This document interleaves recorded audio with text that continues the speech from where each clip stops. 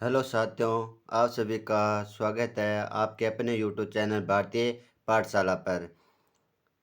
आज अपन लेके आए हैं भूगोल क्लास 12th और पार्ट नंबर 3 बुक सेकंड का। ठीक है, जिसका हमारा पार्ट नंबर 3 है, उसका नाम है भू संसाधन और कृषि।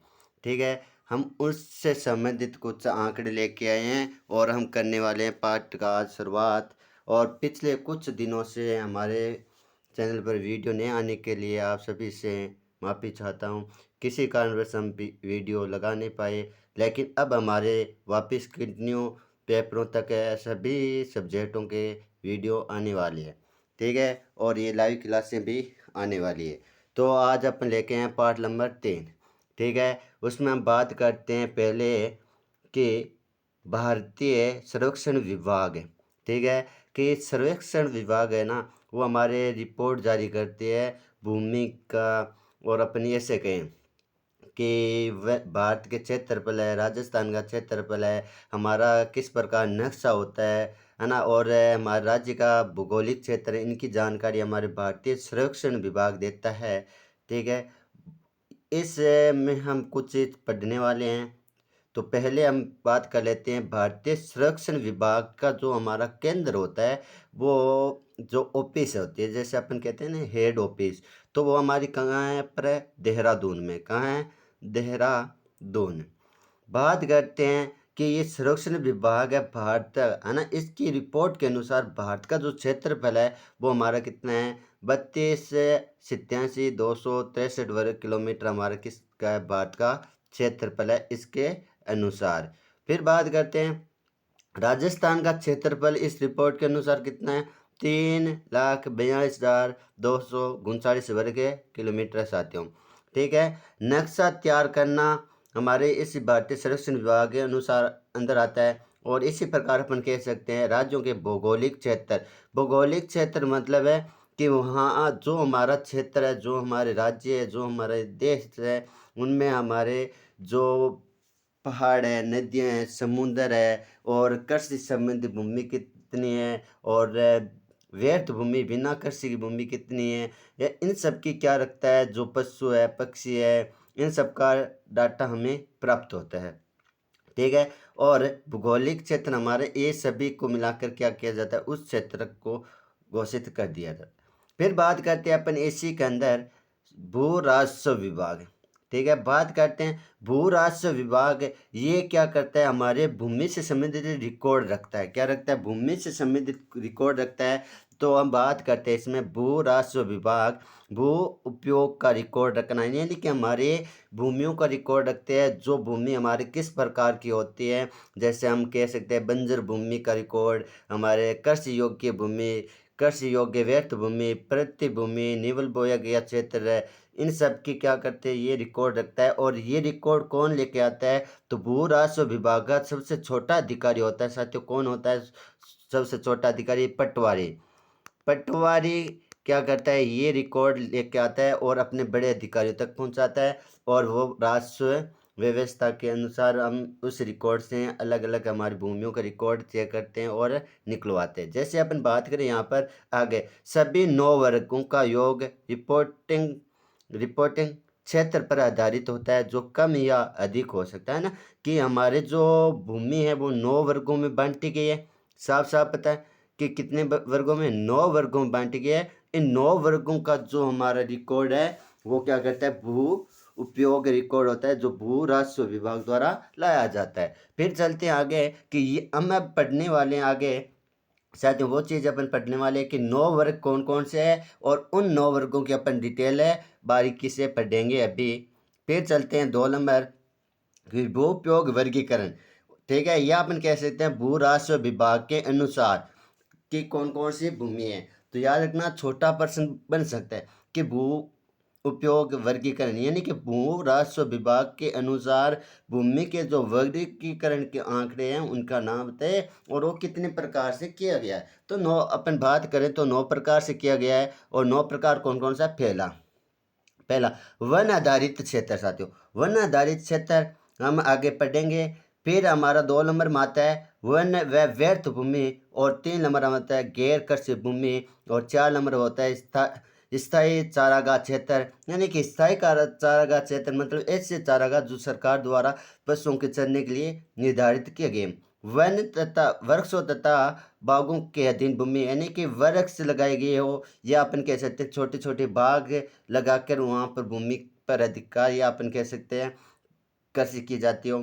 फिर बात करते हैं कृषि योग्य व्यर्थ भूमि, यानी कि ऐसी भूमि जो कृषि करने योग्य है लेकिन कुछ सालों से अभी किसी काम में नहीं ली जा रही है। बात करते हैं 7 नंबर वर्तमान प्रतिभूमि, और फिर बात करते हैं पुरातात्विक प्रतिभूमि, और इसी प्रकार हमारा 9वां आता है पॉइंट, वो साथियों क्या आता है निवल बोया गया क्षेत्र है। हम इस प्रकार से 9 भागों में अपन क्या करते हैं भू उपयोग वर्गीकरण करते हैं, भूमि का बंटवारा करते हैं। वन वन वाई इनकी परिभाषा और इनके बारे में अपन जानकारी ले लेते हैं।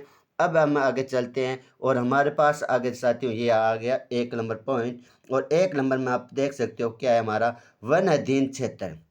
वन अधीन क्षेत्र का मतलब है ऐसा क्षेत्र जहाँ वृक्ष हो या ने, तो है ना कि या तो वृक्ष हो या ने हो, वहाँ पर वृक्ष ही हो सकते हैं, और ये जरूरी नहीं है कि वहाँ पर वृक्ष हो, है ना, सीधी भी अपनी जमीन रह सकती है बिना वृक्ष की। किंतु सरकार द्वारा, किंतु क्या करते हैं सरकार द्वारा वनों के रूप में अधिसूचित किया गया हो, कि ऐसा क्षेत्र जहाँ वृक्ष हो या ना हो लेकिन वनों के रूप में सरकार ने वहाँ पर कह दिया गया ये वन आरक्षित क्षेत्र है, यानी कि वनों के रूप में वहाँ पर सरकार ने घोषित किया है वो।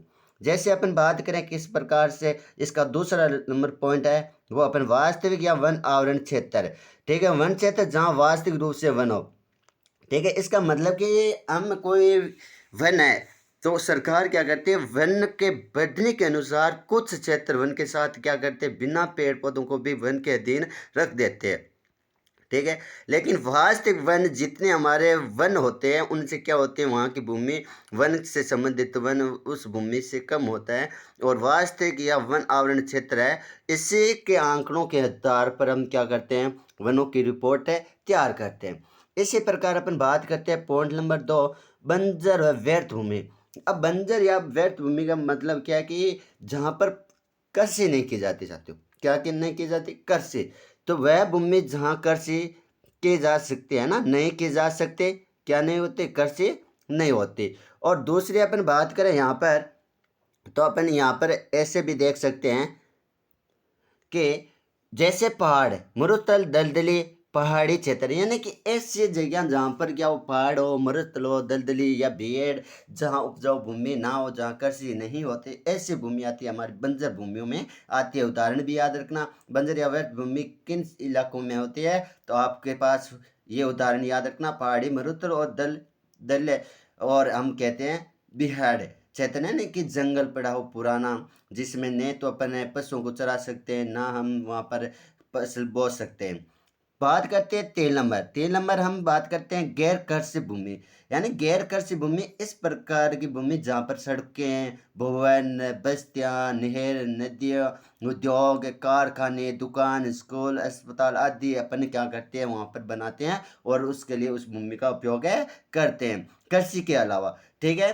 जैसे अपन कह सकते हैं द्वितीय सेक्टर का विस्तार करना हो, है ना, तो हम उद्योगों का विकास करते हैं और नगरों का विकास करते हैं, तो उसमें हम गैर कृषि भूमि का क्या करते हैं साथियों उपयोग करते हैं। इसी प्रकार अपन नेक्स्ट की बात करें तो नेक्स्ट इसी में हमारा पॉइंट आ जाता है जनसंख्या वृद्धि के कारण इस प्रकार की भूमि के क्षेत्र में वृद्धि हुई हो रही है ना, कि जैसे जैसे हमारी जनसंख्या बढ़ी है तो हमारी गैर कृषि भूमि है इसमें क्या हुआ है साथियों विकास हुआ है, या इस भूमि में हमारा क्या हुआ है वृद्धि हुआ है। क्यों है, क्योंकि हमारी जनसंख्या के लिए कृषि पर जो निर्भर रहने वाले थे, कृषि के लिए जो हमारा भूभाग क्या होने लगा कम होने लगा, जिसकी वजह से हमें हमारे क्षेत्र का विकास करना हुआ, या अपना देश क्या हुआ विकासशील है।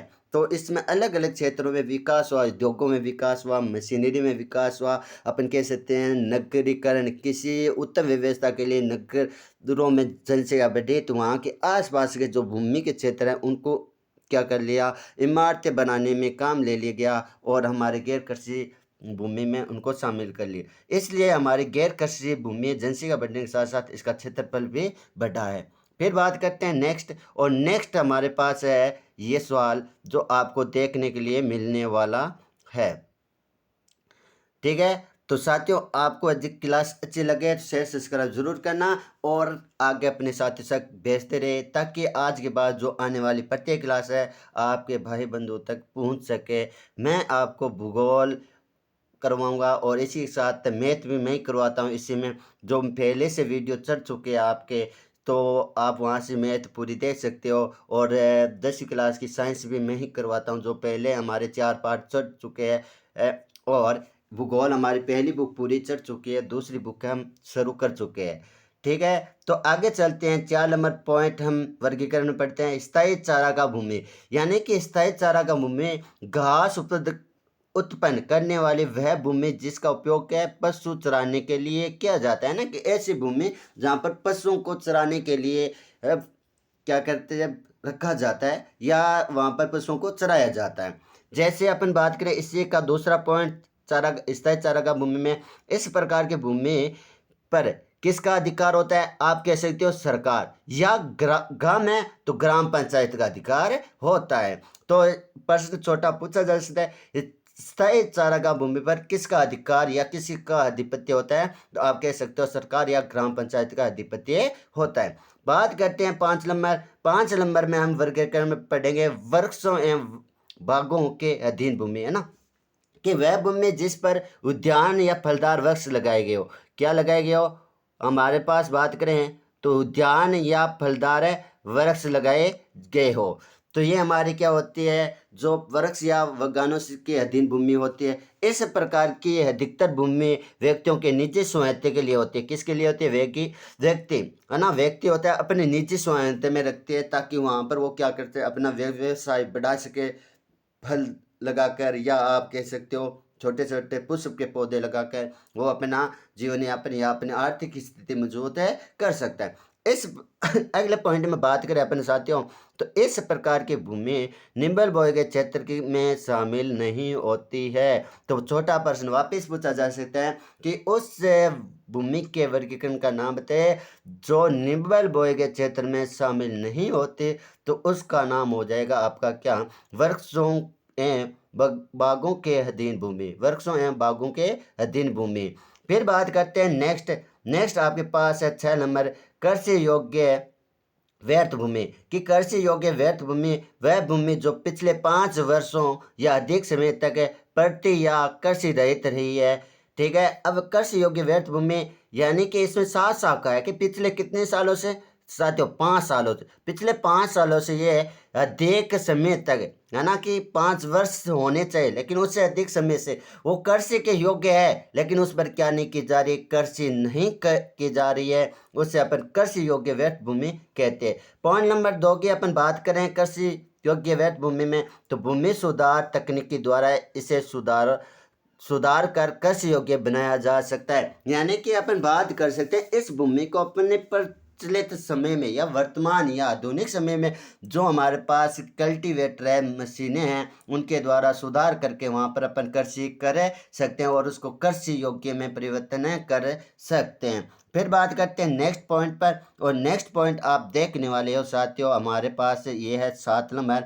7 नंबर हम बात करें वर्तमान प्रतिभूमि, और वर्तमान प्रतिभूमि का मतलब आप यहाँ पर देखने वालों कि वह कृषि योग्य भूमि जो 1 वर्ष या उससे कम समय तक कृषि रहित हो। कि वर्तमान प्रति कृषि भूमि है ना, कि इस प्रकार की भूमि हमारे तब होती है कि हम क्या करते हैं, लगातार 2-4 साल तक, अपन वर्ष तक, है ना, क्या 4 वर्ष तक क्या करते हैं, कृषि करते हैं, जिससे उस भूमि की क्या होती है, उर्वरकता नष्ट होने लगती है, या अपन कह सकते हैं उपजाऊपन नष्ट होने लगता है। तो उस उपजाऊपन को बनाए रखने के लिए अपन क्या करते हैं, 1 वर्ष या उससे कम समय तक वहाँ पर हम कृषि नहीं करते हैं, तो वो हमारी वर्तमान प्रतिभूमि होती है। पॉइंट नंबर 2 की बात करें साथियों, किसान भूमि की गुणवत्ता को प्राकृतिक रूप से प्राप्त करने के लिए भूमि को प्रेरित रखते हैं। यानी कि प्राकृतिक रूप से, यानी कि वहाँ पर हम फसल नहीं बोएंगे तो वहाँ पर खरपतवार जैसे अवांछित पदार्थ उगेंगे, पौधे उगेंगे,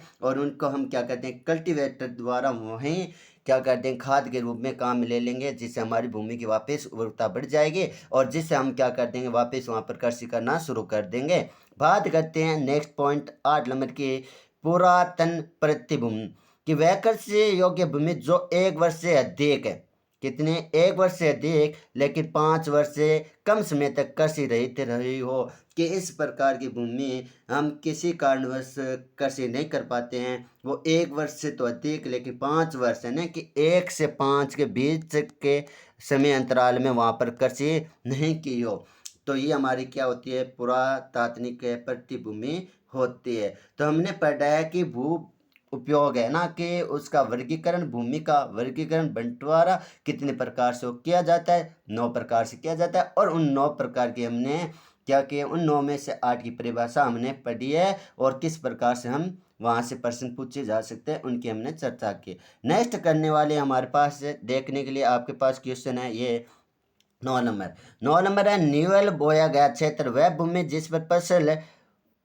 उगाई व काटी जाती है, न्यूएल बोया गया क्षेत्र कहलाता है। न्यूएल बोया गया क्षेत्र का मतलब है कि इस प्रकार का क्षेत्र जो वर्तमान समय में हम क्या करते हैं, फसल उगाते हैं और वहाँ पर फसल को कटाई करते हैं, वो न्यूएल बोया गया क्षेत्र है। बात करते हैं नोट में स्पेशली याद रखना इसके, सकल बोया गया क्षेत्र, ना कि आपको पूछ ले सकल बोया गया क्षेत्र क्या है, तो अपन कह सकते हैं न्यूएल बोया गया क्षेत्र वर्तमान प्रतिशत भूमि और पुरातात्विक प्रतिभूमि और कृषि योग्य व्यर्थ भूमि, इन सब का जो योग होता है वो हमारा क्या होता है साथियों, सकल बोया गया क्षेत्र होता है। याद रखना, एक बार पेपर में पूछा गया है बहुत पहले हमारे 2012 में, ठीक है, क्या पूछा गया था, सकल बोया गया क्षेत्र में कौन कौन से क्षेत्र सम्मिलित है बताइए, तो अपन कह सकते हैं न्यूएल बोया गया क्षेत्र वर्तमान प्रतिभूमि, पुरातात्विक प्रतिभूमि, कृषि योग्य व्यर्थ भूमि, ये हमारे क्या है,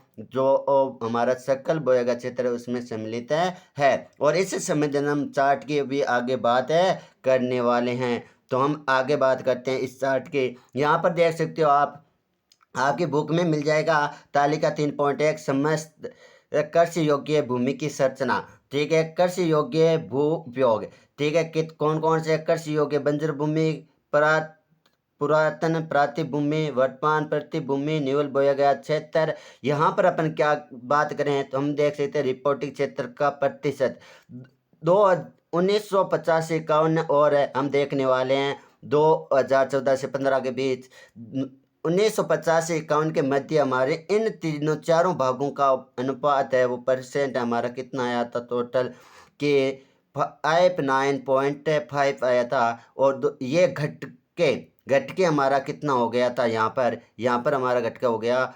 58.0। इसी प्रकार अपन देख सकते हैं यहाँ पर समस्त कृषि योग्य भूमि का प्रतिशत है, तो समस्त प्रतिशत है ना कृषि बोने योग्य भूमि उसका 1950-51 में कितना था, वहाँ पर 100% था पूरा, लेकिन 2014-15 तक आता है वे ये हमारा कितना रहा, 100% ही रहा। इस प्रकार अपन क्या कर सकते, इस तालिका से हम देख सकते हैं किस प्रकार की हमारे अंतर आया है यहाँ रिपोर्टिंग क्षेत्र प्रतिशत में, ठीक है, जो हमारा 1950 और 51 है और 2014 से 15 के बीच के अंतर हमें इसमें दिखाई दे रहा है, वो अपन देख सकते हैं। फिर हम बात करें आगे, तो आगे हमारे पास है ये जो आपके पास महत्वपूर्ण टॉपिक है हमारी बुक में जो आ रखा था, उससे ही हमने पर्सन टाइप है ना साथियों, पर्सन टाइप लेके आए हैं, और आपको यदि समझ में आए तो शेयर सब्सक्राइब और अपने साथी तक ज़रूर पहुंचाना। यदि समझ में कोई परेशानी आ रही है तो हम आप हमें कमेंट में ज़रूर बताइए ताकि आपका सॉल्यूशन कल हम लेके आएँ इससे भी शानदार बात के साथ, या अपन कह सकते हैं प्रश्नों के साथ। फिर बात करते हैं आगे भारत में भूउपयोग परिवर्तन के कारण, तो प्रश्न साफ साफ पूछा जाता है भारत में भूउपयोग परिवर्तन के कारण लिखिए, कोई 2 कोई 3, तो हमारे ये भू परिवर्तन के कारण है 3, उन तीनों की हम चर्चा करने वाले कौन कौन से। तो पहले अपन बात कर लेते हैं भू उपयोग के बारे में, तो किसी क्षेत्र में भू उपयोग वहाँ की आर्थिक क्रिया क्या करते हैं साथियों, वहाँ की आर्थिक क्रिया पर निर्भर होता है। जब आर्थिक क्रिया में बदलाव आता है तो भू उपयोग में परिवर्तन होता है कि हमारी आर्थिक क्रिया में जब जब परिवर्तन होगा तो हमारे भू उपयोग में परिवर्तन ही होगा।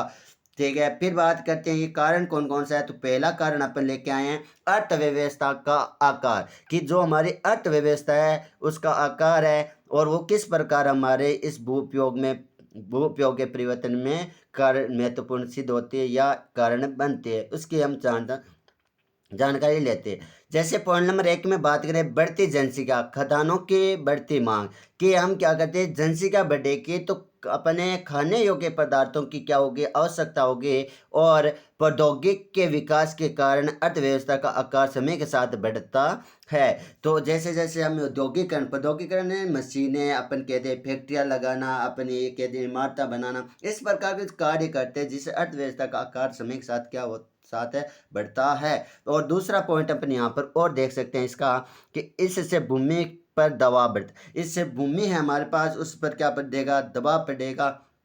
सीमांत भूमि को भी प्रयोग में लाया जाता है, जो सीमांत भूमि है उसका भी हम क्या कर लेते हैं, प्रयोग में लिए लेते हैं। ठीक है, जैसे जैसे हमारे भूमि पर दबाव बढ़ेगा तो अपन विकास के लिए क्या करेंगे, हमारे व्यर्थ भूमि है जो सीमांत भूमि है उन भूमियों को भी उपयोग में लेके आएंगे। फिर बात करें आगे पॉइंट नंबर 2, क्या है हमारा अर्थव्यवस्था की संरचना, कि अर्थव्यवस्था किस प्रकार संरचना होती है उसकी हम बात कर लेते हैं। तो अर्थव्यवस्था की संरचना में समय के साथ बदलाव होता है। बिल्कुल साथियों, कि अर्थव्यवस्था की संरचना है उसमें जैसे जैसे प्रौद्योगिकी का विकास होगा तो वहाँ की जो समय के साथ बदलाव भी होगा संरचना में। बात करते हैं 2 नंबर पॉइंट, इसमें द्वितीय व तृतीय सेक्टर में अधिक तेजी से वृद्धि होती, बिल्कुल अर्थव्यवस्था की संरचना में वृद्धि होगी, अर्थव्यवस्था में वृद्धि हुई तो हमारे द्वितीय और तृतीय सेक्टर जो सेवा सेक्टर है, जो हमारे औद्योगिक सेक्टर है, उन सेक्टरों में क्या होगी, अधिक वृद्धि होगी साथियों। फिर बात करते हैं नेक्स्ट क्वेश्चन, और नेक्स्ट पॉइंट हमारे पास यहाँ पर है जो हम देख सकते हैं दूसरे में, अर्थव्यवस्था की संरचना में इस प्रक्रिया में धीरे धीरे कृषि भूमि को गैर कृषि कार्यों में प्रयुक्त कर लिया जाता है, जिससे हमारी कृषि योग्य भूमि क्या हो जाती है, कम हो जाती है। तो याद रखना, जैसे जैसे हमारे द्वितीय और तृतीय सेक्टरों में वृद्धि होगी तो हमारी कृषि भूमि है वो गैर कृषि उद्योगों में, मतलब उद्योगों के लिए हमें ज़मीन की आवश्यकता पड़ेगी, शहरीकरण होगा, जनसंख्या बढ़ेगी तो इमारतें बनाने के हमें इमारत बनानी पड़ेगी, भवन बनाने पड़ेंगे, उनके रोजगार के लिए अवसर बनाने पड़ेंगे, जिससे हमारी कृषि भूमि है वो गैर कृषि क्षेत्रों में परिवर्तित कर दी जाती है, जिससे कृषि भूमि है वो हमारी क्या हो जाती है, प्रतिशत में कम हो जाती है। फिर चलते हैं नेक्स्ट पॉइंट देखते हैं इसका, और नेक्स्ट आपके पास देखने के लिए मिलेगा 3 नंबर, कृषि का अर्थव्यवस्था में योगदान, कि कृषि है उसका अर्थव्यवस्था में किस प्रकार साथियों योगदान रहने वाला है, हम वो भी देख लेते हैं। कृषि कार्य का अर्थव्यवस्था में योगदान समय के साथ कम होता है। ठीक है, समय के साथ क्या हो रहा है, कम होता जाता है। ठीक है, जबकि भूमि पर कृषि कार्य का दबाव कम नहीं होता, लेकिन हम क्या करें कि तृतीय सेक्टरों में औद्योगिकरण का विकास करेंगे तो वहाँ पर हमारा अर्थव्यवस्था योगदान तो कम हो जाएगा, लेकिन जनसंख्या बढ़ रही है तो भूमि में जो कृषि का दबाव है वो कम नहीं होगा, क्योंकि हमें अधिक जनसंख्या के लिए अधिक खान पान या अपन कह सकते हैं खदानों की आवश्यकता, खाद्य पदार्थों की आवश्यकता होगी तो हमें कृषि की भी आवश्यकता होगी। लेकिन हम आर्थिक क्रियाओं को मजबूत करने के लिए क्या करते हैं, तृतीय सेक्टर, चतुर्थ सेक्टर, इनमें हम क्या करते हैं, ग्रोथ करते हैं, तो हमारी जो कृषि योग्य भूमि है वो गैर कृषि क्षेत्रों में परिवर्तित कर ली जाती है। फिर देखते हैं नेक्स्ट, और नेक्स्ट यहाँ से भी प्रश्न पूछा जा सकता है साथियों, कृषि भूमि पर बढ़ते दबाव के कोई 2 कारण लिखिए, है ना, कि कृषि भूमि पर बढ़ते दबाव के कोई 2 कारण लिखिए, और याद रखना प्रश्न ऐसे पूछे जाते हैं तो आपके सामने हम लेके आए। विकासशील देशों में कृषि पर निर्भर लोगों का अनुपात धीरे धीरे घटता है, बिल्कुल, कि कृषि पर निर्भर लोग हैं वो धीरे धीरे क्या होता है, उनका अनुपात घटता है विकासशील देशों में। और जबकि कृषि का सकल घरेलू जीडीपी, है ना, सकल घरेलू उत्पाद, जिसे अपन क्या कहते हैं साथियों, शॉर्ट में कह सकते हैं जीडीपी, तो जीडीपी में योगदान तेजी से कम हो जाता है। ठीक है, जो योगदान है हमारा सकल घरेलू उत्पाद में वो हमारा क्या हो जाता है, कम हो जाता है। 2 नंबर अपन बात करें कि वह जनसंख्या जो कृषि सेक्टर पर निर्भर है, प्रतिदिन बढ़ती जाती है। सबको पता है कि जो कृषि सेक्टर यानी प्राथमिक सेक्टर पर जो हमारी जनसंख्या निर्भर है, उन जनसंख्या में तो वृद्धि हो रही है, जिससे हमारी भूमि पर या अपन कह सकते हैं अपने खदानों पर कुछ प्रभाव हमें मिलते हैं। चलते साथियों, इसी के साथ आगे यदि क्लास आपको अच्छी लगे, शेयर सब्सक्राइब जरूर करते रहिए, शेयर सब्सक्राइब जरूर करते रहिए, जिससे आपको अच्छे अच्छे नोट्स, अच्छे अच्छे प्रश्न आपके सामने आ सके। बात करते हैं नेक्स्ट, भू उपयोग के चार क्षेत्रों में वृद्धि और क्यों। कि भू उपयोग है उसके चार क्षेत्रों में वृद्धि हुई है, आगे अपन ग्राफ में भी चर्चा करेंगे। और इसके वृद्धि हुई है तो चार हम वो भी क्षेत्र पढ़ेंगे जिनमें कमी हुई है, और ये कमी किस कारण हुई है उनके कारणों की विवेचना भी कर सकते हैं, बड़ा प्रश्न पूछा जा सकता है। तो याद रखना चार क्षेत्र है। जैसे अपन बात करें वनों में क्षेत्र है, वन क्षेत्र में वृद्धि हुई है, गैर कृषि कार्यों में प्रयुक्त भूमि में वृद्धि हुई है, वर्तमान प्रतिभूमि में वृद्धि हुई है, निवल बोए गए क्षेत्र में वृद्धि हुई है। ये वो चार क्षेत्र है जिनमें क्या हुई है, वृद्धि हुई है। किन कारणों से हुई है तो हम इनके बारे में बात भी कर लेते हैं। पहला, वन क्षेत्र में वृद्धि सीमाकलन के कारण हुई है, न कि वहाँ पर वास्तविक वन आवरण के क्षेत्र से। कि हमारे वनों में वृद्धि हुई है वो वहाँ पर लगे हुए या जंगलों के गहनता के कारण नहीं हुए। सीमा बताई जाती है कि हमारा वन कितना 1 हेक्टर में है, तो वहाँ पर जो सरकार है या अपने अधिकारी है वो जो इनका आंकड़े या अपन कह सकते हैं यहाँ सर्वेक्षण करते हैं, वो क्या करते हैं उस 1 हेक्टर की जगह वन के अंदर इन कितने रख देते हैं, 2 हेक्टर भूमि रख देते हैं। 1 हेक्टर में तो वन है और 1 हेक्टर हमारी भूमि ऐसी रख देते हैं और कह देते हैं कि आने वाले समय में ये वन विकसित होंगे। तो इस वजह से हमारे क्या होते हैं, वनों में वृद्धि हुई है। गैर 2 नंबर बात करते हैं, गैर कृषि कार्यों में प्रयुक्त भूमि में वृद्धि का कारण भारतीय अर्थव्यवस्था की संरचना में होने वाले बदलाव। इस द्वितीय और तृतीय सेक्टर में तेजी से वृद्धि हुई है। इस भूमि का विस्तार कृषि योग्य व्यर्थ भूमि तथा कृषि भूमि की हानि पर हुआ है। सबको पता है कि गैर कृषि कार्यों में प्रयुक्त भूमि का यानी कि औद्योगिकरण या तृतीय और द्वितीय सेक्टरों में भूमि का उपयोग हुआ है। तो इस भूमि में यानी कि हमारी गैर कृषि भूमि की जब जब वृद्धि हो रही है तो हमारे द्वितीय और तृतीय सेक्टर भी विकसित हुआ है, और जब ये विकसित होते हैं तो हमारी कृषि योग्य व्यर्थ भूमि और कृषि भूमि में क्या हुई है, प्रतिशत में हानि हुई है साथियों। फिर बात करते हैं नेक्स्ट पॉइंट नंबर अपन देखते हैं 3, वर्तमान प्रतिभूमि में वृद्धि वर्षा के अनियमितता तथा फसल चक्रण पर निर्भर करती है। सबको पता है कि यदि अपन कृषि भूमि है गैर प्रति है ना, वर्तमान प्रतिभूमि जिसमें हम वर्तमान समय में कृषि कर रहे हैं, यदि हमारे सही समय पर बारिश नहीं होती है, उसके आने का समय और बारिश होने का समय क्या होता है, अलग अलग होता है, और वहाँ पर फसल का चक्रण है वो भी हमारा सही से नहीं चल पाता है। तो इस भूमि में भी क्या होती है, हमारी कमी होती है, और इसी पर अपन क्या करते हैं, ये भूमि निर्भर होती है। फिर बात करते हैं 4 नंबर में अपन बात करें निवल बोया गया क्षेत्र में वृद्धि का कारण कृषि योग्य व्यर्थ भूमि का उपयोग। और निवल बोया गया क्षेत्र है, इसमें अपन बात करें वृद्धि हुई है तो सबसे महत्वपूर्ण है जो ऐसी भूमि जो कृषि के लिए उपयोग में ली जा सकती है, लेकिन अभी वर्तमान में या अपन कह सकते हैं हमारे किसी काम में नहीं ले रहे हैं, तो अपन आधुनिक संसाधनों का उपयोग करके उस भूमि को सुधार करके वहां पर कृषि करने योग्य बना देते हैं। तो गैर कृषि योग्य व्यर्थ भूमि से क्या होती है, हमारे निवल बोए गए क्षेत्र में वृद्धि हुई है। फिर बात करते हैं आगे, और इसी प्रकार अपन आगे देखें, आगे अपन देखने वाले हैं कि इसी प्रकार से भूउपयोग के 4 वर्गों में कमी और क्यों। कि 4 वर्ग, अभी हमने वृद्धि की बात करी, अब हमने कमी की बात कर लेते हैं। पहला, बंजर व्यर्थ भूमि में कमी हुई है, कृषि योग्य भूमि में कमी हुई है, चारागाह व तुरुप फसल के अंतर्गत क्षेत्र में कमी हुई है, प्रतिभूमि में कमी हुई है। ये 4 वो क्षेत्र है जहां हमारी क्या हुई है, भू उपयोग में कमी हुई है। कारण देख लेते हैं। तो कारण देखो, कारण है हमारे पास है समय के साथ कृषि तथा गैर कृषि कार्य हेतु तो भूमि पर दबाव बढ़ा है, जिससे व्यर्थ व कृषि योग्य व्यर्थ भूमि में कमी आई है। जैसे जैसे हमारे गैर कृषि क्षेत्रों में विकास हुआ है उन पर दबाव बढ़ा है, तो हमारे व्यर्थ भूमि और कृषि योग्य व्यर्थ भूमि में क्या हुआ है, कमी हुई है, क्योंकि वहाँ पर हमें नगरीकरण या अपन कह सकते हैं वहाँ पर उद्योग विकसित किए, उनके लिए उस भूमि का उपयोग कर लिए। फिर बात करते हैं 2 नंबर। 2 नंबर में अपन देख सकते हैं चारागाह भूमि में कमी का कारण कृषि भूमि पर बढ़ता दबाव है। साझा साझे चारागाह पर गैर कानूनी तरीके से कृषि विस्तार के इसके कमी का मुख्य कारण है। बात कर लेते हैं 3 नंबर। नेवल बोए गए क्षेत्र में कमी का कारण है गैर कृषि कार्यों में प्रयुक्त भूमि में वृद्धि होना।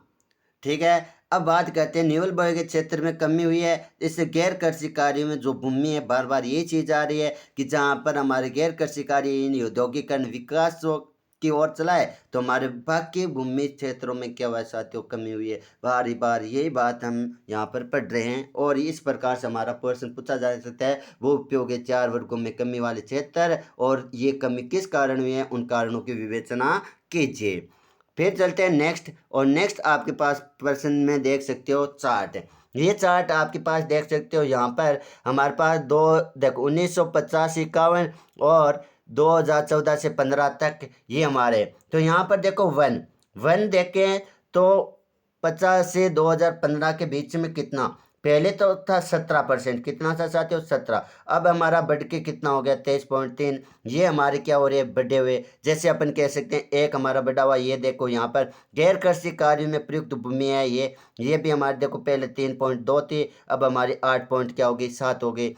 फिर अपन बात करें यहाँ पर, तो ये देखो कौन सी है हमारी वर्तमान पड़ती भूमि, जो हमने बढ़े हुए क्षेत्र में बात की थी। तो इस बढ़े हुए क्षेत्र में हमारे देखो पहले ये क्या थी, जो 1950 है और 51 है, और फिर 2014 और 15 में है। तो यहाँ पर हमारे देखो पहले ये थी 3.7, और फिर हमारे पास क्या होगी 4.9। इसी प्रकार हमारे न्यूल बोया गया क्षेत्र भी देखो पहले था 1950 में तो 41.7, और फिर हो गया बढ़ के 45.5। ये हमारे क्या है कुछ आंकड़े जो क्या कर रहे हैं, बढ़ने के हमने बता दिए। और इसी प्रकार यहाँ पर और 4 आंकड़े दे रखे हमारे स्थायी चारागाह के, बंजर भूमि, व्यर्थ भूमि की फसल वृद्धि चक्रण, कृषि योग्य व्यर्थ भूमि, इनके हमारे देखो कमी हुई है। क्या हुई है, कमी हुई है वर्तमान समय में। फिर चलते हैं नेक्स्ट, और नेक्स्ट आपके सामने आने वाला है, ये देखो कि अगला क्वेश्चन या अगला टॉपिक हमारे पास क्या है, भूमि के स्वामित्व आधार पर भूमि को 2 भागों में बांटा गया है साथियों। कितने भागों में, 2 भागों में बांटा गया। पहला निजी भू संपत्ति और दूसरा साझा भू संपत्ति।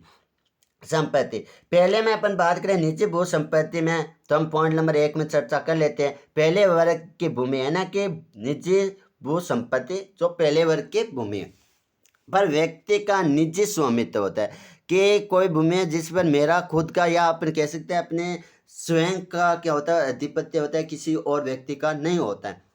या कह सकते हैं कि ऐसी भूमि जिस पर कुछ व्यक्तियों का सामूहिक निजी स्वामित्व होता है, कि कोई फैक्ट्री लगाते हैं और उस फैक्ट्री में यदि किसी के पास क्या होते हैं पूंजी नहीं होते, तो उस फैक्ट्री को लगाने के लिए वो क्या करते हैं 5-6 जने मिलके वो और पार्टनरशिप में वो फैक्ट्री या अपन कह सकते हैं उद्योग खोलते हैं। तो उस उद्योग पर क्या होता है, उन 5-7 समूह के जो व्यक्ति है जो उसमें योगदान दिए आय के रूप में या अपन कह सकते हैं पूंजी के रूप में, तो उन व्यक्तियों का सभी का उस पर क्या होता है, अधिकार होता है।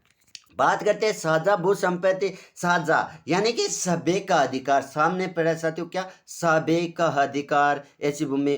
तो दूसरे में अपन पढ़ लेते हैं, दूसरे वर्ग की भूमि जो राज्य सरकार का स्वामित्व होता है, यह भूमि समुदाय के उपयोग के लिए होती है। ठीक है, क्या होता है, राज्य सरकार का स्वामित्व होता है, या अपन कहते हैं सरकार के निजी होती है, और हमारा उस पर अधिकार नहीं होते, हमारे वर्ग के सभी लोगों का उस पर समान अधिकार होता है। फिर चलते हैं नेक्स्ट आपके सामने है, ये देखो कि हमारे पास आगे नेक्स्ट है साझा संपत्ति संसाधन, समुदाय प्राकृतिक संसाधन के साझा संपत्ति संसाधन और समुदाय प्राकृतिक संसाधन की कोई महत्वपूर्ण 10 उपयोग लिखे, या आप कह सकते हैं 4 महत्वपूर्ण पॉइंट बताए, तो अपन इसकी कुछ चर्चा कर लेते हैं। आप जैसे अपन बात करें 1 नंबर पॉइंट में, तो ये हमारे पास इस प्रकार की भूमि पर राज्य सरकार का स्वामित्व है, सबका पता है, साझा संपत्ति है तो सरकार के अधीन होगी। ये भूमि समुदाय उपयोग के लिए होती है, ये सभी के उपयोग के लिए होती है। 2 नंबर साझा संपत्ति संसाधन,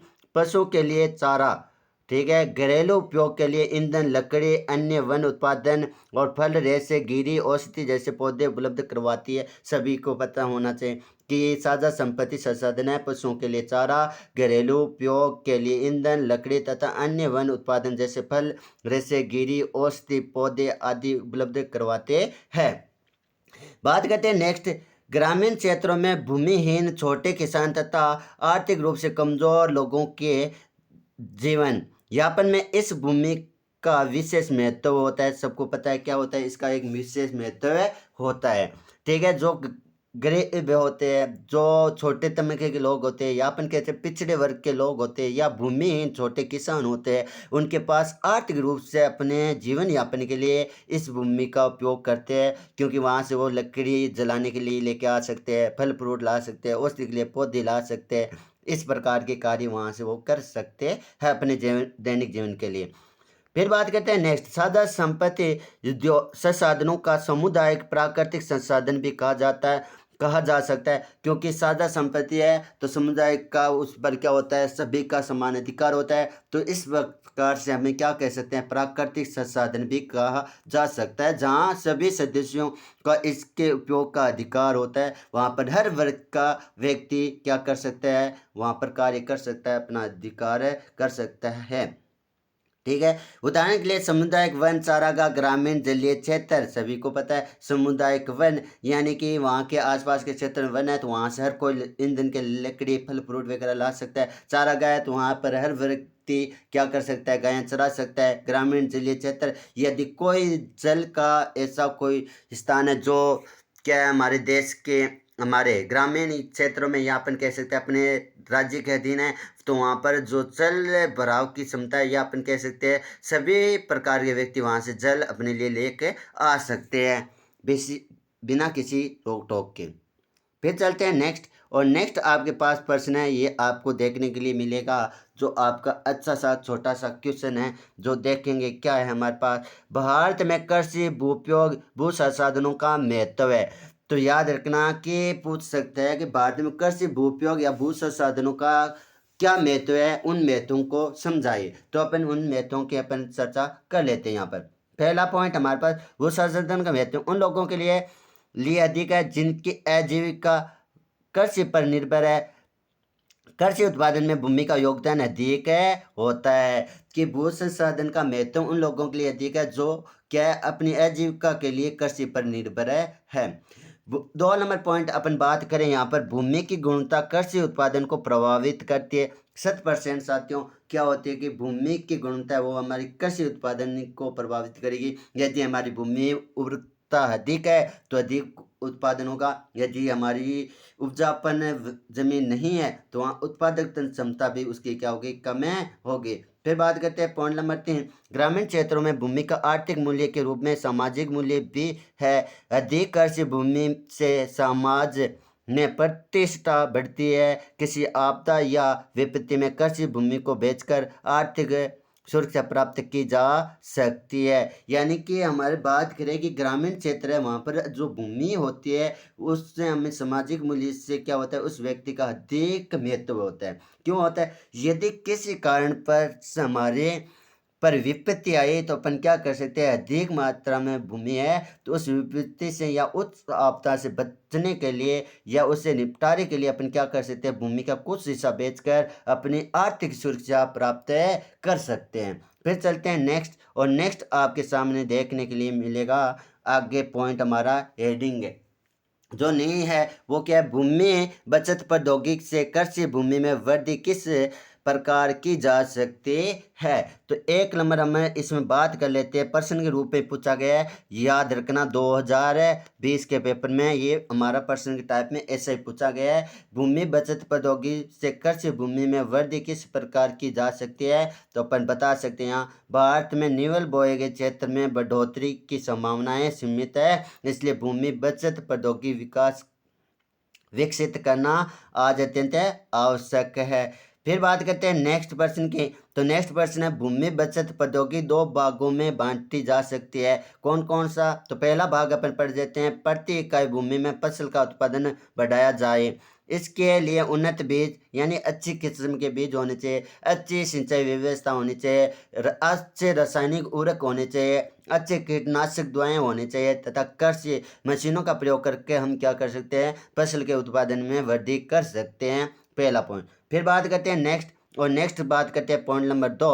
और पॉइंट नंबर 2 में अपन बात करने वाले हैं कि भारत में भूमि की कमी तथा श्रम की अधिकता, तो ऐसे में फसल गहनता को अपनाकर उत्पादन बढ़ाया जा सकता है। इससे ग्रामीण क्षेत्रों में बेरोजगारों की समस्या भी कम की जा सकती है। यानी कि हमें अधिक मात्रा में भूमि पर कृषि करेंगे तो वहाँ पर अधिक श्रमिक लगेंगे, मजदूर लगेंगे, जिससे हमारे ग्रामीण क्षेत्र या अपन कह सकते हैं अपने क्षेत्रों में जो बेरोजगारी का समस्या, बेरोजगारी की जो समस्या है उसमें भी हमें क्या होगा, समाधान होगा, कुछ लोगों को रोजगार वहाँ पर मिल सकता है। फिर बात करते हैं कृषि गहनता का सूत्र। तो लिखेंगे क्या होता है हमारा कृषि गहनता का सूत्र, सकल बोया गया क्षेत्र भाग में निवल बोया गया क्षेत्र इंटू 100। ये हमारा कृषि गहनता का सूत्र है। ये भी हमारा 1 नंबर में एक बार है पूछा गया है। फिर बात करते हैं नेक्स्ट, और नेक्स्ट आपके पास प्रश्न है वो देखेंगे यहाँ पर, कृषि ऋतु। ठीक है, कृषि ऋतु, और वो कृषि ऋतु हमारे भारत में फसल ऋतु चक्र होता है ना, उसकी हम चर्चा कर लेते हैं। हमारे बुक में भी ये चार्ट दिया गया है, तो अपन एक बार चर्चा कर लेते हैं कृषि ऋतु। कृषि ऋतु हमारे 3 प्रकार की होती है, पहले खरीफ, रबी, जायद। ठीक है साथियों, अब हमें पूछ सकता है खरीफ की फसल कब बोई जाती है, तो आप कह सकते हो जून से सितंबर महीने में बोई जाती है। रबी की अक्टूबर से मार्च में बोई जाती है। जायद अप्रैल जून में बोई जाती है। ये बोने का समय है। फसल प्रमुख फसलें बात करें, उत्तरी भारत राज्य है उनमें कौन कौन सी फसलें हैं, तो अपन कह सकते हैं खरीफ की फसल में आती है चावल, कपास, बाजरा। ठीक है, मक्का, ज्वार, अरहर, ये हमारी क्या आती है, खरीफ की फसल में आता है। रबी की फसल में गेहूं, चना, तोई, सरसों, जौ, ये हमारी किस्म आती है, खरीफ की फसल में होती है। साथियों पूछा जा सकता है निम्न में से रबी की फसल है या खरीफ की फसल है या जायद की फसल है, या पूछ सकता है खरीफ की फसल के बोने का समय क्या है। फिर बात करते हैं जायद की बात करें, वनस्पति, सब्जियां, फल और चारा फसलें, है ना, चारा फसला जैसे जौ, ज्वार है, इनको भी बोया जा सकता है जायद की फसल में। बात करते हैं दक्षिणी राज्य होते हैं उनमें किस प्रकार की फसल की जाती है, तो खरीफ की फसल हमारी होती है चावल, मक्का, रबी, जवार, मूंगफली, ये हमारी खरीफ की फसल होती है दक्षिणी राज्य में। फिर देखो रबी की फसल में अपन बात करें, रबी के समय यानी शीत ऋतु में कौन सी होती है, चावल, मक्का, रागी, मूंगफली होती है। ठीक है, फिर अपन जायद की बात करें तो हमारे चावल, सब्जियां और चारा फसल ये सेम है, लेकिन यहाँ पर हमें देखने के लिए जो फसल है खरीफ की फसल हमारी बात करें किसमें, दक्षिणी राज्य है भारत के, वहाँ पर चावल की कृषि की जाती है। ठीक है, एक, और उसके साथ मूंगफली की भी की जाती है। लेकिन यहाँ पर अपन यहाँ देखें रबी की फसल में, तो सर्दियों के टाइम में भी यहाँ दक्षिणी राज्य क्षेत्र है जहाँ पर आर्द्रता अधिक होती है, जल की मात्रा अधिक होती है, वहाँ पर चावल की कृषि तो की जाती है, साथ साथ किसकी की जाती है साथियों, मूंगफली की फसल भी की जाती है। किसकी, सर्दियों के टाइम में, जहाँ पर क्या होती है वातावरण की जो नमी है आर्द्रता की वजह से इक्वल बनी रहती है, ना अधिक ठंड पड़ती है ना अधिक गर्मी पड़ती है। इसकी वजह से यहाँ पर मूंगफली की फसल भी बोई जाती है और चावल की फसल भी हमारी बोई जाती है दक्षिणी राज्यों में, किसके रूप में, खरीफ और रबी दोनों में। तो ये ध्यान में रखना यहाँ से कुछ। फिर चलते हैं आगे, और आगे हमारे पास यहाँ पर कुछ चीज देख लेते हैं। जैसे अपन बात करें कृषि के प्रकार आर्द्रता के स्रोत के आधार पर। ठीक है, कृषि के प्रकार आर्द्रता के स्रोत के आधार पर अपन कह सकते हैं 2 भाग के होते हैं। कितने भाग के होते हैं, 2 भाग होते हैं हमारे। तो अपन कह सकते हैं 2 भाग होते हैं, कौन सा, एक सिंचित क्षेत्र, एक हम कह सकते हैं वर्षा निर्भर या बिरानी, ये 2 क्षेत्र होते हैं। अब बात करें कि हमारे सिंचित क्षेत्र है, ये भी 2 प्रकार का होता है, एक अर्षित रक्षित कृषि क्षेत्र, एक हमारा उत्पादन कृषि क्षेत्र, ये भी हमारे सिंचाई क्षेत्र कृषि है, वो भी 2 प्रकार की होती है। इसी प्रकार वीरानी भी हमारी क्या होती है, 2 प्रकार की होती है, शुष्क भूमि कृषि और आर्द्र भूमि कृषि, ये हमारी क्या होती है, वीरानी होती है। तो पूछा जा सकता है कि कृषि के प्रकार आर्द्रता के स्रोत पर कितने प्रकार की होती है, 2, सिंचाई कृषि, वीरानी। फिर बात करते हैं सिंचाई कृषि भी 2 प्रकार की होती है, रक्षित और उत्पादन सिंचाई। रक्षित में पानी की क्या होती है, कमी होती है, उत्पादन में पानी की क्या होती है, अधिकता होती है। बात करते हैं यहाँ पर वर्षा निर्भर कृषि, वीरानी शुष्क भूमि कृषि और आर्द्र भूमि कृषि, ये भी कितनी होती है, 2 प्रकार की होती है साथियों। फिर चलते हैं नेक्स्ट में हमारे पास देखें तो हमारे पास आता है पहला पॉइंट, हम रक्षित सिंचाई का मुख्य उद्देश्य पढ़ने वाले हैं, और फिर उत्पादक सिंचाई के मुख्य उद्देश्य पढ़ने वाले हैं। जैसा आपको प्रश्न बना रखा है वैसे ही प्रश्न आपके पेपर में पूछा जा सकता है। तो बात करें कि रक्षित यानी आर्द्रता की कमी के कारण फसलों को नष्ट होने से बचाना, इसका क्या होता है, मुख्य उद्देश्य होता है कि आर्द्रता की कमी से, वहाँ पर पानी की कमी से फसल नष्ट होते हैं उनको बचाना।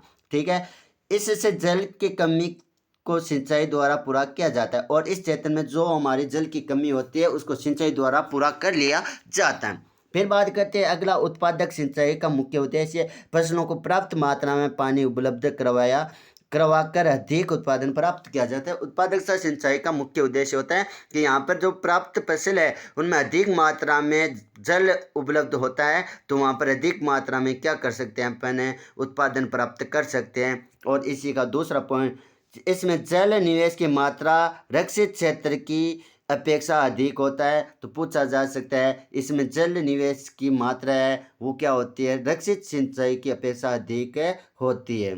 फिर बात करते हैं नेक्स्ट आपके सामने आने वाला है कृषि में अगला पॉइंट जो हमने पढ़ा था वीरानी में। तो वीरानी के 2 पॉइंट थे, शुष्क कृषि भूमि, आर्द्र भूमि कृषि, है ना, इनके बारे में अपन पढ़ लेते हैं। पहले में अपन शुष्क भूमि कृषि में बात करते हैं। यहाँ पर ये कृषि उन क्षेत्रों में होती है जहाँ पर वर्षा कितनी होती है बेटा साथियों, कि वर्षा है वो हमारी कितनी होती है, 75 सेंटीमीटर होती है। कितनी होती है, 75 सेंटीमीटर होती है। ठीक है, इन क्षेत्रों में शुष्कता को सहन करने वाली फसलें उगाई जाती है, जैसे रागी, बाजरा, मूंग, चना, ग्वार, ये फसलें हमारी बोई जाती है। इन क्षेत्रों में आर्द्रता संरक्षण तथा वर्षा जल के प्रयोग की अनेक विधियां अपनाई जाती है, जैसे फुहारों द्वारा बूंद बूंद करके, इस प्रकार की विधियां यहाँ अपनाई जाती है। फिर बात करते हैं अगला पॉइंट हमारे पास आर्द्र भूमि कृषि। ये कृषि उन क्षेत्रों में होती है जहाँ वर्षा जल पौधों की ज़रूरतों से अधिक होती है ना, कि जो हमारा जल है, वर्षा का जल, वो पौधों की ज़रूरत से भी क्या होता है, अधिक होता है, तो वहाँ पर क्या होती है, आर्द्र भूमि कृषि की जाती है। इन क्षेत्रों में पानी की अधिकता आवश्यक वाली, है ना, कि पानी की जो अधिक आवश्यकता वाली फसलें होती है उनको उगाया जाता है, जैसे चावल, जूट, गन्ना आदि। ये क्षेत्र बाढ़ तथा मृदा अपरदन का भी सामना करता है। जो आर्द्र भूमि कृषि वाले क्षेत्र है ये बाढ़ और मृदा अपरदन जैसे कार्य का या ऐसी विपदाओं का भी क्या करते हैं, सामना करते हैं। फिर चलते हैं नेक्स्ट। यदि क्लास अच्छी लगे शेयर सब्सक्राइब जरूर करते रहिए। फिर बात करते हैं नेक्स्ट आपके पास है खदानों फसल की अपन बात करें, यानी कि खाने योग्य फसलें, ये भी कितने प्रकार की होती है उनकी भी हम चर्चा कर लेते हैं। भारत में एक कृषि प्रधान देश है। सबको पता है कि भारत की जनसंख्या कृषि पर अधिकतम निर्भर रहती है। देश के समस्त बोए क्षेत्र के 2/3 कितना 2/3 भाग पर खदान फसलें उगाई जाती है। खदान यानी खाने योग्य फसलें उगाई जाती है। बात करते हैं आगे अनाज की रचना के आधार पर खदानों को 2 भागों में, कितने भागों में, 2 भागों में बांटा गया है। पहला अनाज, दूसरा दाल। तो बात करते हैं अनाज और दाल के बारे में, अपन ये किस प्रकार की कृषि है, यहाँ पर किस प्रकार से हमारे कार्य किए जाते हैं उनकी हम चर्चा करने वाले।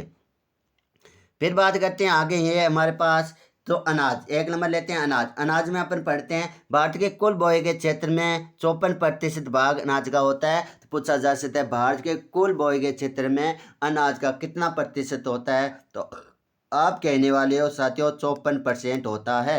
कितना परसेंट होता है, 54% होता है। भारत विश्व का लगभग 11% अनाज उत्पन्न करके अमेरिका और चीन के बाद तीसरा स्थान रखता है। तो पूछा जा सकता है साफ साफ भारत का अनाज उत्पादन में विश्व में कौन सा स्थान है, तो आप कहोगे तीसरा स्थान है, 3rd स्थान है। लेकिन ये कितना प्रतिशत अनाज करता है, तो 11% अनाज है बहुत है। 1 नंबर पर आपको पता होना चाहिए क्या कौन सा है हमारे पास, 1 नंबर पर है अमेरिका।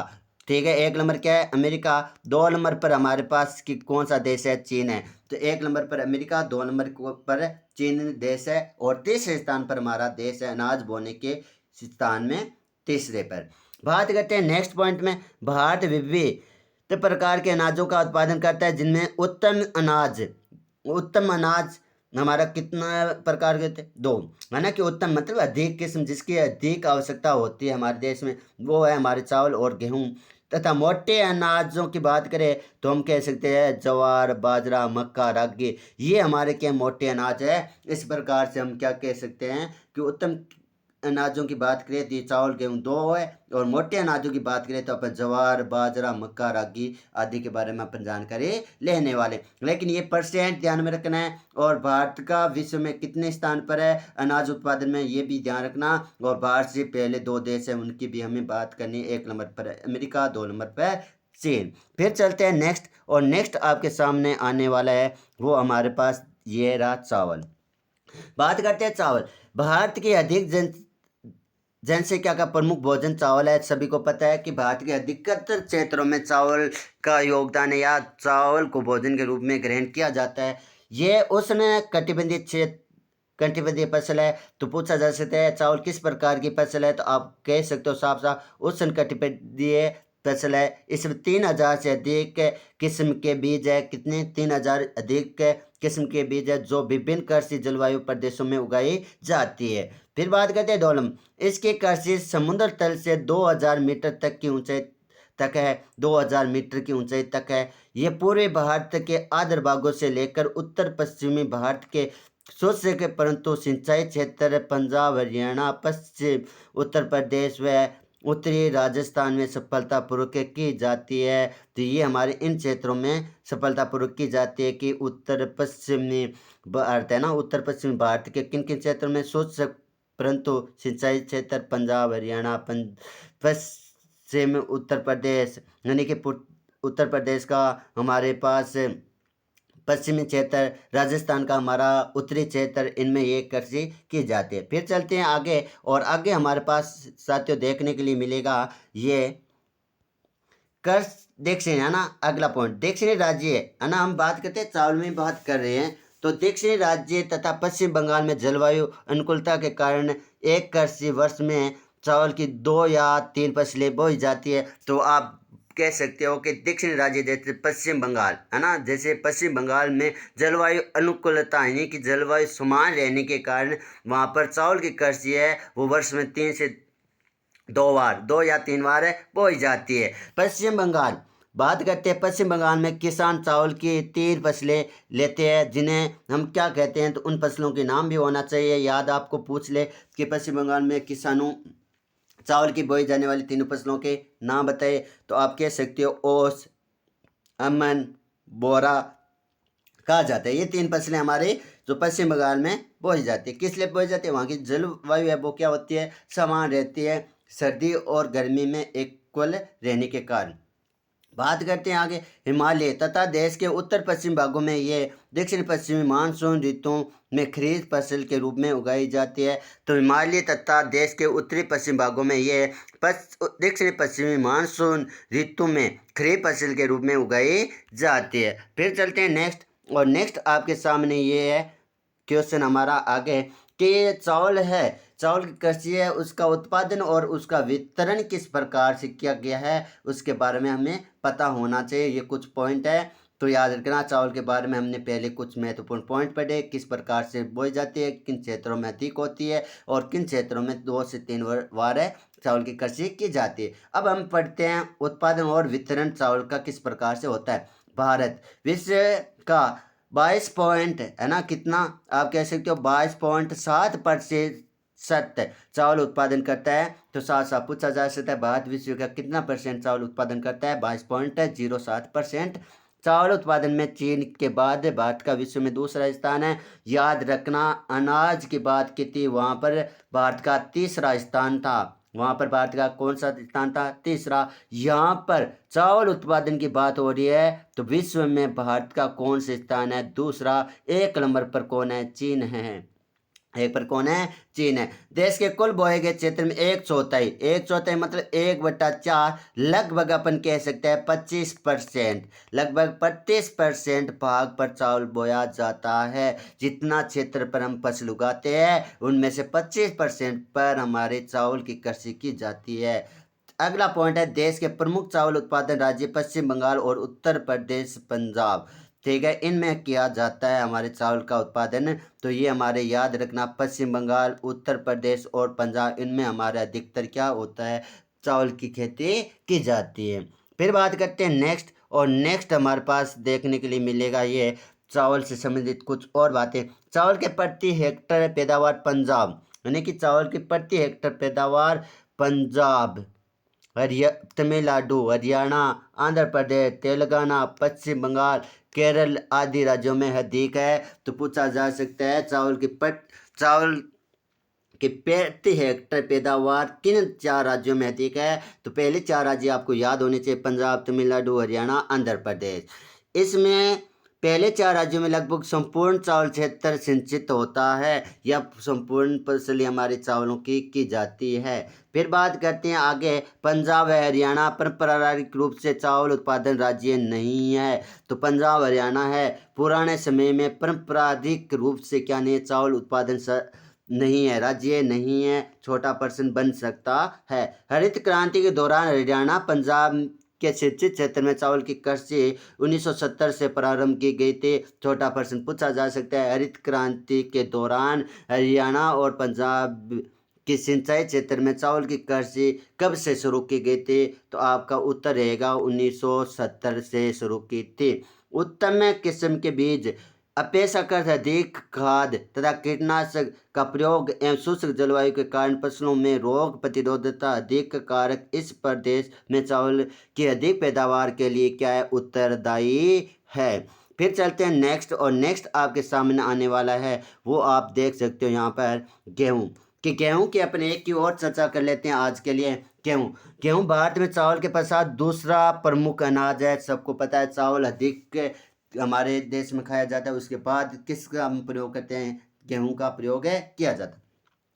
भारत विश्व में 12, यानी कि गेहूं का उत्पादन जो भारत है वो विश्व में कितने % करता है, विश्व का 100% पूरे विश्व में होता है, उसमें से भारत कितना करता है, 12.8% करता है साथियों। यह प्रमुख है शीतोष्ण कटिबंधीय फसल है, इसमें रबी की ऋतु में बोई जाता है ना, कि इसे रबी ऋतु में बोया जाता है। तो आपको पूछा जा सकता है गेहूँ कि कौन सी फसल है, तो आप कह सकते हो गेहूँ है वो शीतोष्ण कटिबंधीय फसल है, जो हमारी क्या रबी के ऋतु में बोई जाती है। इस फसल में 85% क्षेत्र भारत के उत्तरी मध्य भाग तक केंद्रित है। तो पूछा जा सकता है कि गेहूं की फसल का 85% क्षेत्र भारत के किस क्षेत्र को में बोया जाता है, या कौन सा क्षेत्र है। तो आप कह सकते हो उत्तरी मध्य भाग पर केंद्रित है ये क्षेत्र है। बात करते हैं नेक्स्ट, रबी फसल होने के कारण ये सिंचाई की सुविधा वाले क्षेत्रों में ही उगाई जाती है। तो रबी की फसल होने के कारण जहाँ पर सिंचाई अधिक मात्रा में की जाती है, वहाँ पर हम क्या करते हैं, इस फसल की पैदावार करते हैं या इनको उगाने का कार्य करते हैं। फिर बात करते हैं, लेकिन हिमालय के उच्च भाग में 2700 मीटर ऊंचाई तक है ना, कि उच्च भाग यानी 2700 मीटर ऊंचाई तक, तथा मध्य प्रदेश के मालवा के पठारी क्षेत्रों में यह वर्षा पर निर्भर होती है। तो पर्सन इम्पोर्टेंट बनता है यहाँ पर कि मालवा के पठारी क्षेत्र पर जो हमारी गेहूं है किस फसल के साथ बोई जाती है। तो आप कह सकते हो वर्षा के साथ ये फसल बोई जाती है, वर्षा पर भी निर्भर होती है। मालवा के पठारी क्षेत्र, हिमालय के उच्च भाग वाले क्षेत्र, मध्य प्रदेश का मालवा। फिर चलते हैं आगे, और नेक्स्ट आपके पास आने वाला है वो हमारे पास इसी का बात करें उत्पादन और वितरण, कि इसका हमारे पास गेहूं है उसका उत्पादन और वितरण किस प्रकार किया गया है। तो अपन बात कर लेते हैं, देश के कुल बोए के क्षेत्र का 14% भाग गेहूं कृषि की जाती है। तो भारत में टोटल हमारी कृषि होती है 100%, उस सॉरी हाँ 100% होता है सभी फसलों का मिला के, और उनमें से सिर्फ गेहूं है वो हमारी कितनी % पर की जाती है, 14% पर की जाती है। 100% सभी अन्न बोए जाते हैं, लेकिन ओनली फॉर 14% पर हमारी गेहूं की जाती है। गेहूं के प्रमुख उत्पादन राज्य है वो कौन कौन से, उत्तर प्रदेश, मध्य प्रदेश, पंजाब, हरियाणा, राजस्थान। तो पूछा जा सकता है भारत के प्रमुख उत्पादन गेहूं के राज्य कौन कौन से है। तो आपका उत्तर रहेगा उत्तर प्रदेश, मध्य प्रदेश और पंजाब, हरियाणा, राजस्थान, इन क्षेत्रों में ये अधिक की जाती है। बात करते हैं पंजाब व हरियाणा में गेहूं की उत्पादकता बात करते हैं पंजाब और हरियाणा में गेहूं की उत्पादकता हमारे 4,000 किलो प्रति हेक्टर से अधिक है। फिर बात करते हैं नेक्स्ट अधिक उत्तर प्रदेश राजस्थान बिहार में प्रति हेक्टर पैदावार मध्य स्तर की है। तो अब बात करें जबकि उत्तर प्रदेश राजस्थान बिहार में प्रति हेक्टर जो पैदावार है वो मध्य स्तर की है। और मध्य प्रदेश हिमाचल प्रदेश और जम्मू कश्मीर में गेहूं की कृषि वर्षा पर आधारित है। ये कम उत्पादकता पर निर्भर है या कम उत्पादकता होती है यहाँ पर जो भी गेहूँ होती है। तो पूछा जा सकता है कृषि पर हालांकि गेहूं की कृषि वर्षा पर किन राज्यों में की जाती है? मध्य प्रदेश, हिमाचल और जम्मू कश्मीर में की जाती है। फिर बात करते हैं नेक्स्ट, और नेक्स्ट अपन इतनी बात करने वाले हैं, ये हमारे पास जो भी है ये हमने अभी बात कर ली थी इसकी उत्पादन क्षमता पर। साथियों आज के लिए अपन बात करते हैं इतनी क्वेश्चनों की। यदि हमारी क्लास आपको अच्छी लगी और हमारे नोट्स और आपके पर्सन जो आपके सामने हमने लेके आए वो आपको शानदार से समझ में आए तो कमेंट में ज़रूर बताएं। यदि कोई चीज़ आपको अच्छी ना लगे या समझ में नहीं आए तो कमेंट में ज़रूर बताएं ताकि उसका भी हम सॉल्यूशन लेके आए। आप सभी का बहुत अभिनंदन और हमारे साथ यूं जुड़े रहे और हम आपके वार्षिक पेपर में जो आने वाले क्वेश्चन हैं उनके परिबोर्ड गणित विज्ञान 10वीं क्लास से और हमारे जो 12th भूगोल है उसके भी परिबोर्ड लेके आने वाले बहुत जल्द। आप हमारे लिए हमारे साथ तब तक यूं ही ऐसे बने रहे। ओके, धन्यवाद। जय हिंद, जय भारत।